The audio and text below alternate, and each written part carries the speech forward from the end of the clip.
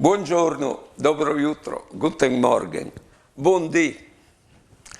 No ho tignin tanti robis col sforzarsi, con l'impegnarsi, oppure anche coi bes, oppure anche con l'aiuto di altri, ma sono certi robis e grandi robis che non rivin a ottignilis. No, provate a pensare. No o podin mettersi a mangiare, ma non si din l'appetito. No o podin la tagliet, ma non si din la sium. No o podin anche fare un complimento a una persona, ma non si din l'ammirazione per che persone.